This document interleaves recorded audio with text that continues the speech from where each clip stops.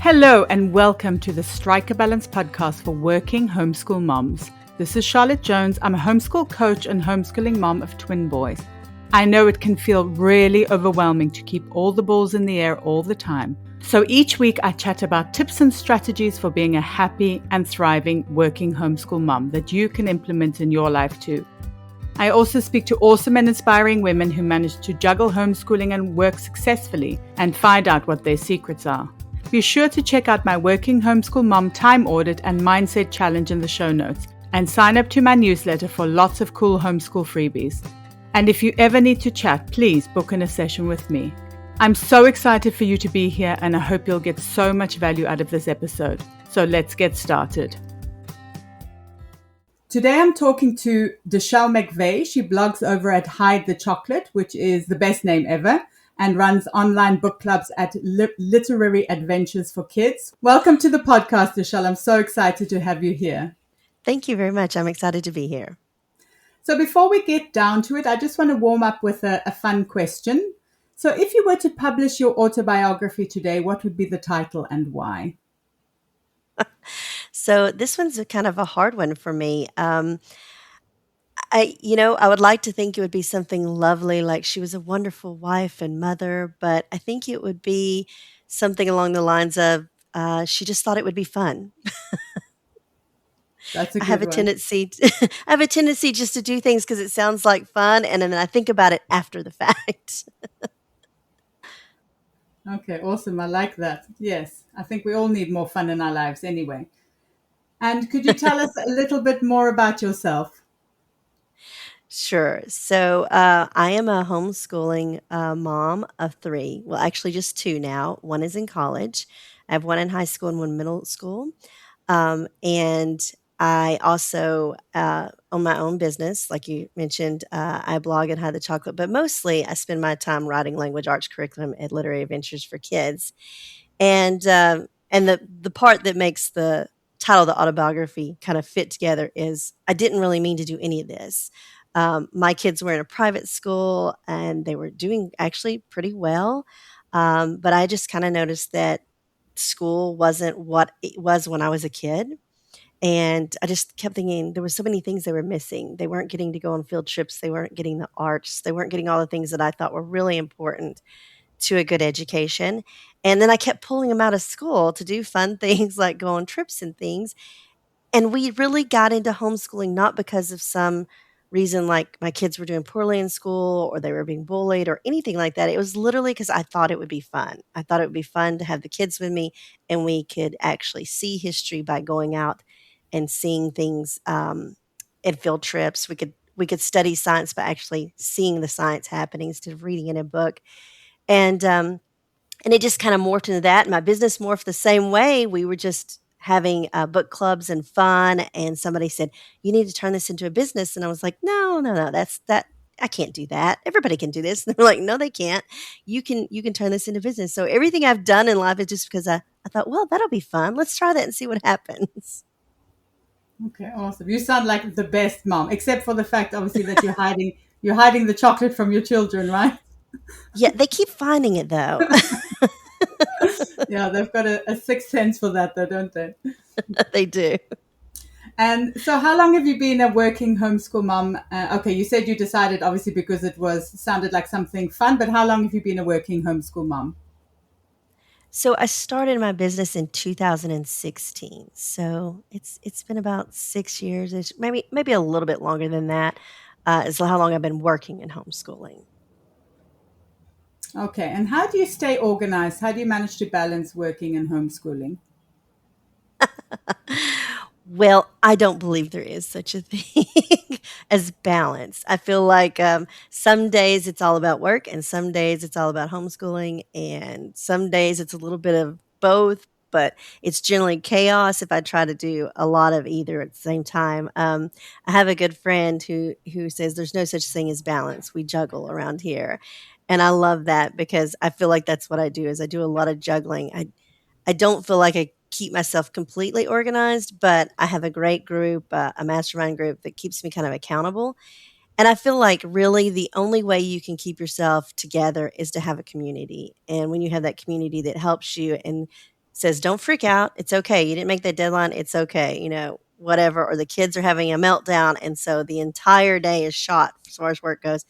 That they can tell you it'll be all right. You'll move on, because it's just going to happen when you're homeschooling. It's just going to happen that there's going to be a day that the teenager walks in and has a complete and utter meltdown over something, and you don't get any work done. You don't get any homeschooling done, and you just have to learn to adjust. Sure, absolutely. And I think that also comes a lot with experience, though, doesn't it? Because I think when you start out with homeschooling, you feel very nervous that you are doing enough homeschooling and, the kids are sticking to a schedule and things like that. I don't know if you felt like that in the beginning as well. I still feel like that today, and I've been doing this for a long time. I have one in college. Yeah, I don't think you ever get completely away from those feelings of, are you doing enough? Are you enough?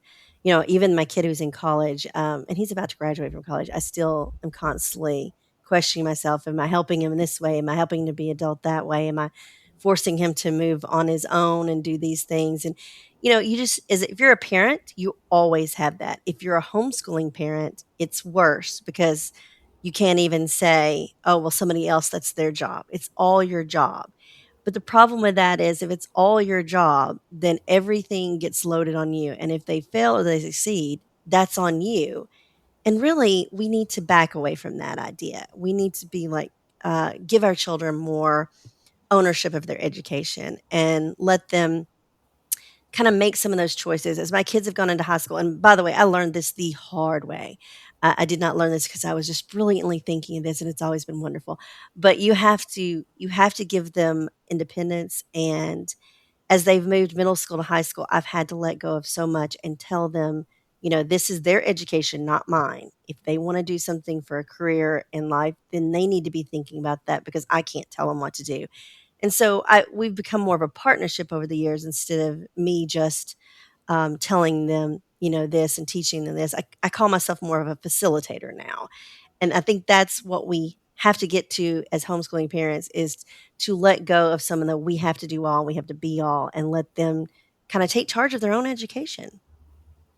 Sure, absolutely. Yes, that is. Well, I mean, it's the first prize as well, though, isn't it? Because if they are independent learners, it also frees up your time quite a lot, doesn't Absolutely, it? Mm. absolutely. The people ask me, "What does your homeschool day look like now?" And I'm like, "I can't really tell you that because it used to be, we had morning time and we all sat around and we did these things and we had this and that all day long. And now because they're teenagers and they're doing most of their stuff is independent, it's really me working a lot more and them coming down and saying, 'Hey, I need help with this,' on the occasional times, and it's not a, oh, well, every day we do this. It's really more of a Monday morning, we meet together, they talk about what they did last week, we talk about what they're gonna do this week, and then they're independently doing their own thing, and honestly, if I can teach them to be independent learners, my job's done. Absolutely, because you set them up for life in that way. I mean, that's such a great skill Mhm. to Exactly. teach them. Yeah. Okay, so I was going to ask about your daily schedule, but what about throughout the year? Do you kind of follow a public school schedule, or what does your year look like?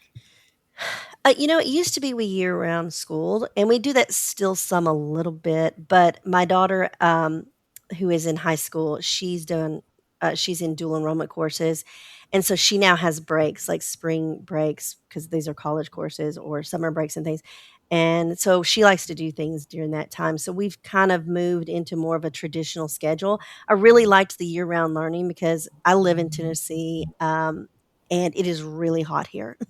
In the summer, and so I don't like to do stuff in the summer. I like to do stuff in the fall and spring, so I really always enjoyed the year round so we could take bigger breaks when the weather's more pleasant here. But, we're gonna follow her schedule while we can, so we kinda keep a normal, like, what you might call a traditional schedule now where they have a little bit more of the summers off and we have the breaks. Like, right now, for example, my daughter is on spring break, so her sister said she wasn't doing any schoolwork either this week. Yes, any excuse really. My kids also like, oh, their kids are on holiday. I'm like, your life is a holiday. Come on, seriously. Yeah. Okay, what would you say is your absolute favorite homeschooling resource and why? Um, okay, well, it's gonna be not one, it's literally gonna be our library. Obviously, I write literature curriculum or language arts curriculum, so we have a lot of books. And so our library is just full of books, and I am notorious for buying more books, and my kids are notorious for buying more books. So our biggest resource, really, and my favorite resource, is just any book library. We have so many books, and I think it doesn't have to be like textbooks, and it doesn't have to be like historical books. It can be fiction books. Kids can learn so much from historical fiction, or things that are fiction that teach things. Like one of the things we do in our curriculum is we take a picture book, and we take that and turn it into a nature study. So, like we just did Giggle Giggle Quack, which is a cute little hilarious story about duck that's writing notes to the farmer, and but it is not at all a science book. You would never pick it up and say that's a science textbook. We turned it into a nature study, and we learned about ducks and all these things. So there's just fun ways you can use books that probably traditionally you don't think about. You think about, oh, well, they need to read this book. You need to ask them some reading comprehension questions. Maybe take a test over at the end, or they need to read this history book. But there's a lot of fun ways you can incorporate books to really make anything interesting, even fiction books. Yeah, absolutely. And thinking back to when you started, what do you think is the most important, or some of the most important things when you start out with homeschooling? Because it's such a scary time when you start out initially. I think everyone starts out with these ideas of what their school is going to look like. And probably about 6 to 9 weeks in, it all crashes and burns because it doesn't look like the way you think it's going to look. And it doesn't look like the way the kids thought it was going to look. And it's very scary at that point because you're moving from the traditional ideas of what you thought school looked like. And even if you have a great idea and you're thinking, okay, well, I'm not going to have a desk and the kids are not going to sit at the desk, but we're going to do this, this, and that. You don't really know how your children learn until you teach them. I know that sounds silly because we know our kids, but I knew my kids really well. And then when I started teaching them, I realized how differently each of them learn. So I couldn't say, okay, this is the curriculum we're all going to use for math. It just didn't work that way. I mean, I literally had 3 kids in 3 very different math programs. Nobody repeated the same stuff. I never could reuse anything. And I think one of the things you have to do is when you start out is realize if you have to throw away everything you bought, it's okay. And I did. I really did. 9 weeks in, everybody was crying.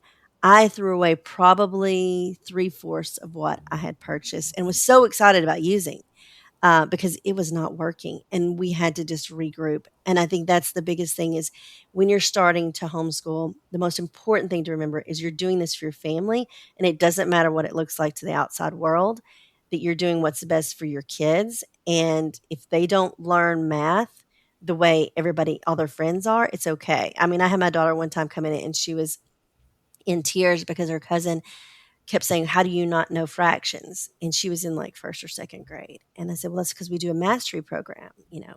So we hadn't gotten to fractions yet. You need to get to the division first. And we're still in addition and subtraction." And she was so upset. She said, "Well, she knows fractions." I said, "Well, she doesn't really. She knows a few things like 1/2 or things like that, but she's not really understanding fractions yet. It's just a different way she's taught it. Neither one is right or wrong, but we chose this path because it's best for you." And I think if we can help our kids to realize we don't have to look like everybody else, but also ourselves to realize we don't have to look like everybody else. That's the most important thing we can do when we're starting out. Absolutely. And I think it's so easy to compare as well, though, isn't it? When you go on Pinterest and Instagram and things like that, and everybody's homeschool Mhm. looks so wonderful and happy. Yes, Meanwhile, it back at the does, ranch, doesn't it? maybe not. Yeah, exactly. Mm. And have there ever been times when you wanted to quit homeschooling? And if there were, how did you get through those times? Yeah, there's, actually several blog posts on my website Mm. about it. At one point, my middle kid, she's very close with her cousins that are the exact same age. They're in the same grade in school, and they go to public school. And they were saying a lot of things about, you know, "You're not cool because of this," or "You don't go to school because of this," or whatever, just, normal kid stuff. And she really let that get to her, and she decided she had to go to school. And it didn't come out like, "I would like to go to school." It came out very differently in a high anxiety 12-year-old kind of way. Um, and to where the point where my husband walked in and he said, "You're going to have to put her in a school or your relationship's going to be ruined. You're not going to be able to be mom and daughter anymore. You're just going to fight all the time." That was literally the hardest thing I ever did, was enroll her in school, because I felt like such a failure. I mean, here I am writing on a blog about how wonderful our homeschool is, and my daughter doesn't think it's wonderful and she's leaving. Um, and I thought, well, might as well just quit and hang it up because I stink at this. you know, Mm. it took me several months to move through that. And of course, I had another child here who was enjoying school, and I really focused on her. And she's vowed to me that she's never going to set foot out of our homeschool. but after a year, she did come back to homeschooling because she realized it wasn't all the excitement things that everybody said it was. And she did enjoy homeschool a lot more. But, you have to go through these moments of your children, especially if they've never been homeschooled, or they can't, never been traditional schooled, or they can't remember it. They're going to go through this. Well, everybody else is doing it. So why can't I look like everybody else? And you have to decide what's best for you as a family. And even though I didn't think it was best for her educationally, and it wasn't, it was best for us emotionally. She needed to get that out of her system. And yeah, it was really hard. I think I cried for like 2 months Mm, solid. I can imagine, yeah. And then what about like a really tough homeschool day? What would you do to get through some of the things that you would do to get through a tough day? So I think we get hung up on this idea that there's this really hard homeschooling day. We just need to power through it. And I mean, in some cases that is true. If you know your child and you know they need to just get through, this really hard math subject or whatever it is, and they need just to power through and move on, then that's one thing. But in most cases, I think just stepping back, just taking a break. If you're working on something and you're doing something that's really hard, um, as an adult, we don't go, "Oh, well, we just gotta keep doing this and just keep doing it wrong, and we're gonna get more and more frustrated, we're gonna get more and more grumpy." A lot of times we step away. We walk away with this. Go take a walk, take the day off, come back to it tomorrow, whatever the case may be. It's okay to say, "All right, we're done homeschooling today. Let's go get some ice cream. Let's just think of something different. Let's just go outside, take the dogs for a walk, whatever we need to do, and let's take a breather from this, and we'll come back to it a later time." Because you don't need to, the more you push on something that is really difficult, the harder it's going to be. And then, like I said, are you ruining your relationship with your kid just because you want to make sure they understand this math problem? Mm, absolutely. And I think once again that also does come a little bit with experience, because in the beginning also is that feeling of not doing enough that you think you must power through things. Right. I agree. Mm, Experience, I'm sitting mm, here with teenagers. I'm sitting here with a college kid. I can look back, but if I was talking to myself, I wouldn't listen to mm, me. I mean, like, no, no, we've got to get through the curriculum. We've got to get through this, because I was very much of, we've got to get through this, even though I taught in the public school system.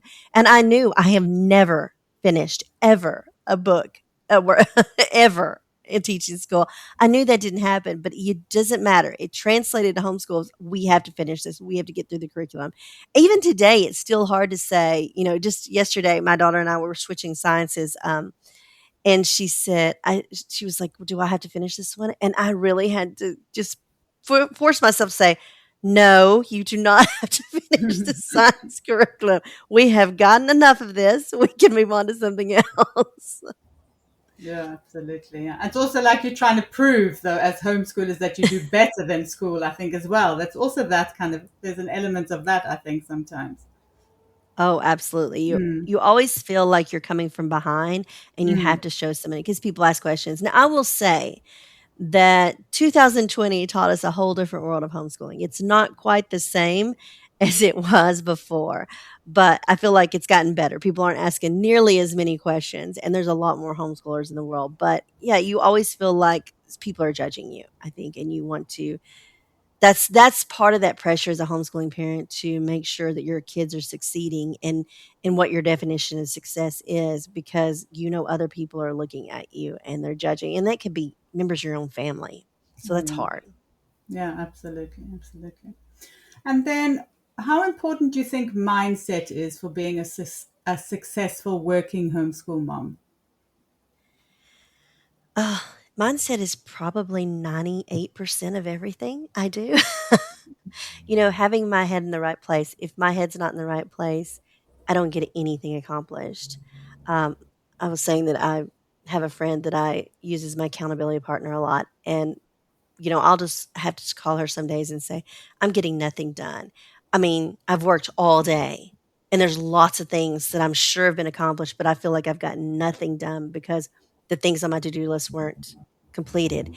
And it's so hard. But she told me one day, she was like, just write down everything you did. So I was writing down everything I did. And even though it didn't feel like I accomplished anything because I didn't get the things done that were on my list, I got like, 30 things done that day. But it was all things that were popping in. This kid needed this kid needed that. There was a doctor's appointment phone call. There was the dog needed whatever. And I think mindset is such a big deal. We need to remember all the little things we do because we kind of think as working homeschool moms, we have to do all this homeschooling and all this working and all this housework and all this laundry. And there's just no possible way to get it all done. And if you say you're getting it all done, I'm just going to call you a liar because I just don't think it's true. I think you can do some at some time. If I'm working and getting a lot accomplished work wise, the kids have to be doing independent work and the laundry is piling up and the dishes are piling up. It's just as simple as that. If my house is clean, nothing's getting done at work. It's just not happening. So if we're going on a field trip, obviously that's all homeschooling and there's nothing else getting done. So I just think you have to juggle and there's no such thing as balance. So you have to get in your head that it's okay that some days are going to be about homeschooling and some days are going to be about work and some days are going to be about getting your house together. And it's never all going to be the same at the same time. Sure, absolutely. And you also, I guess, you learn to let go of things as well, because I'm tired of fighting with, I live with three very messy males. So I'm tired of fighting with them. It's not worth it at all. Yeah, I wouldn't say I let things go. You will see me about once a week having a breakdown in the kitchen screaming, why can't anybody put up a dish? Why am I the only person who can put up a dish? But, Nobody know how to clean in this house. Yes, absolutely. exactly. And then what, if you could think of one piece of advice, what would be the one piece of advice for being a happy and thriving working homeschool mom? I think I've probably said it in different ways throughout this talk. We, as working homeschool moms, need to learn that it doesn't matter what works best for everybody else. It's what works best for us. I have some friends who homeschool at really weird hours because they work at really different hours. I work in the middle of everything. So I'll get up early and start working, and I end up, working till midnight. And in the middle, all the things in life happen with homeschooling and stuff. So I think the most important piece of advice is to do what's best for you and your family and really kind of ignore what everybody else's schedule or routine or everything else looks like. Get your own routine. And I definitely say get a routine. I'm not saying a schedule like 8 o'clock you do this, 9 o'clock you do this, but a routine. So everybody knows kind of what's expected to do the day. If they know mom's getting up, she's walking the dogs in the morning, she's eating breakfast, then she's starting, her work, then they know when I'm available. Okay, come down at this certain time. I know that they're not going to get up and get moving until probably about 9 or 10, and they're going to come down and start talking to me about things. So getting that routine set up, where you have these things, that is really important, but make it your own routine and don't worry about what everybody else is doing. Absolutely, yeah. So comparison, like we said, I mean, I think Instagram does have its value, and you, especially when you start out, you can find a lot of ideas, I think, and things like that. But as long as you don't compare, I think that's the most important thing. Hmm. Yeah. Yeah. Yeah. Everybody says that, but everybody also does it. Yeah, sure. It's not, I mean, it's easier said than done. That is for sure. Exactly. Absolutely. Yes. But I suppose the idea is to follow maybe more positive or more real homeschoolers. Because, I mean, you could do that and let the algorithm kind of curate your feed for you. I suppose you can also do that. Yes. Mm. And then finally, is there anything you're working on at the moment that you would like to share? And where can people find you online? Okay, like we said earlier, hidethechocolate.com is my website where I share about basically our homeschool, what we're doing in our homeschool. Um, we like to add a lot of fun and hands-on things to our homeschool. So that's where I share all that. At literaryaventuresforkids.com, that's where I write language arts curriculum, and it's all in the form of a book club. So it's a very different type of language arts. When you come into our language arts curriculum, you're looking at something that is a little more fun for the kids and not kind of your boring language arts. We read through a book, we go on rabbit trails. So we discover things that are parallel to the book. And then we have hands on activities every week that go along with that book. And we end with a party school, which is, have invite your friends over, have some fun, do activities that relate to the book. But in the middle of all that, I call it like putting your vegetables in with your mac and cheese. Is we have grammar and we have writing projects and things like that. So all the time, you can pretty much find me writing a new book club because there's just a zillion books in the world, and I'll never be finished writing book clubs. Absolutely. And that does sound like loads and loads of fun. All right. Okay. So it was lovely to chat, and thanks so much for sharing all your advice and your tips for working homeschool moms.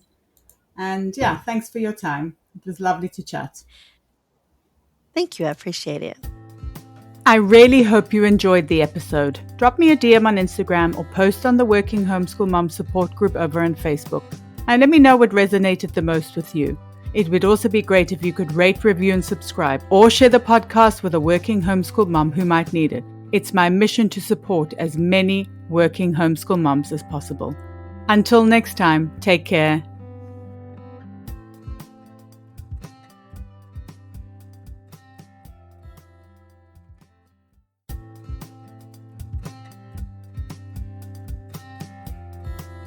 Hello and welcome to the Strike a Balance podcast for working homeschool moms. This is Charlotte Jones. I'm a homeschool coach and homeschooling mom of twin boys.